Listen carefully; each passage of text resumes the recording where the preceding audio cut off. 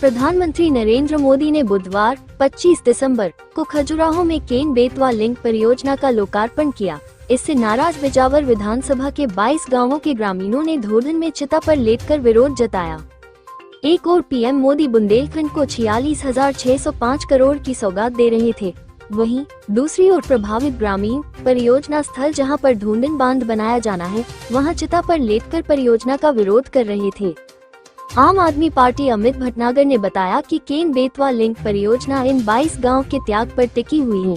जिन 22 गांव के लोगों ने त्याग किया है, उनके साथ अमानवीय व्यवहार किया जा रहा है। न यहाँ पर कानून का पालन किया जा रहा है, न ही यहाँ पर ग्राम सभाएं आयोजित की जा रही हैं। यह आदिवासी बाहुल्य क्षेत्र हैं। इन गरीबों का पैसा कर्मचारी और दलाल दूसरे लोगों के खाते में डाल रहे हैं।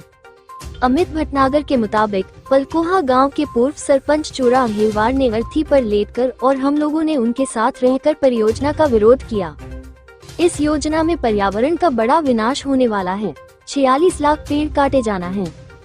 इस योजना से 22 गांवों के लोग प्रभावित होंगे। सरकार सुप्रीम कोर्ट एनजीटी के सुझावों की अनदेखी कर रही है। न तो यहाँ पर ग्राम सभाएं हो रही हैं और न ही आदिवासियों को मुआवजा मिल रहा है, बल्कि सरकारी कर्मचारी दलालों के खातों में पैसे डाल रहे हैं, जबकि कोर्ट केस चल रहा है। अगर सरकार केस हार जाती है तो पैसा बर्बाद होगा। अमित बोले, ये योजना विकास नहीं विनाश लाएगी। बुंदेलखंड के जल संकट का स्थायी हल निकालना चाहिए। पारंपरिक जल स्रोतों और जल ग्रहण क्षमता को बढ़ाएं और जल स्रोतों के संरक्षण पर ध्यान देना चाहिए।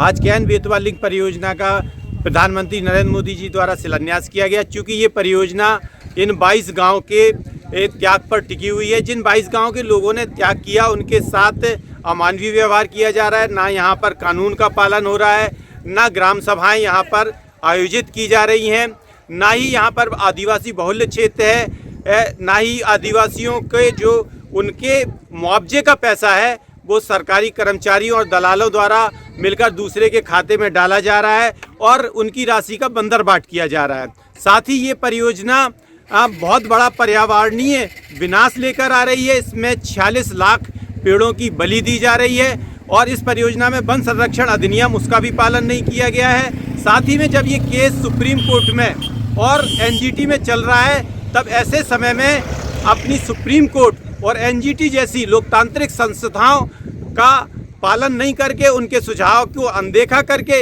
यहाँ आदिवासी अधिकारों के साथ अनदेखी हो रही है।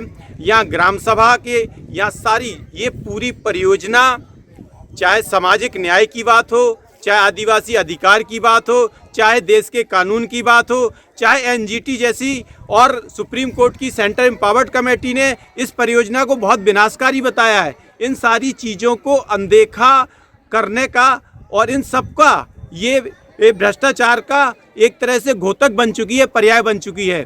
इसके बाद भी इस परियोजना का प्रधानमंत्री जैसे गरिमामय पद पे पदासीन व्यक्ति द्वारा शिलान्यास किया जाना निश्चित रूप से बहुत ही दुर्भाग्यपूर्ण है। इसके दुर्भाग्यपूर्ण है इसलिए 22 गांव के लोगों ने आज इस परियोजना का, उनके शिलान्यास का विरोध करते हुए आज काला दिवस बनाया। यहाँ पर अपनी चिता पर लेटकर विरोध दर्ज किया। हमारा ये कहना है कि जब तक हम लोगों की मांग नहीं सुनी जाए, सुप्रीम कोर्ट, अगर आपको जल संकट का यहाँ पर, अगर बुंदेलखंड के जल संकट का आपको समाधान करना है, तो यहाँ की जो पारंपरिक और पुरानी जो पद्धतियाँ हैं, यहाँ पर चंदेलकालीन तालाब हैं और बहुत सारी चीज़ें हैं जिनका आप संचयन कर कर बुंदेलखंड को स्थायी जल संकट दे सकते हैं। 46 लाख पेड़ काटकर, आदिवासियों के अधिकार के साथ अन्याय कर कर, गाँवों को उजाड़ कर आप विनाश लाएंगे और विकास नहीं कहेंगे इसे।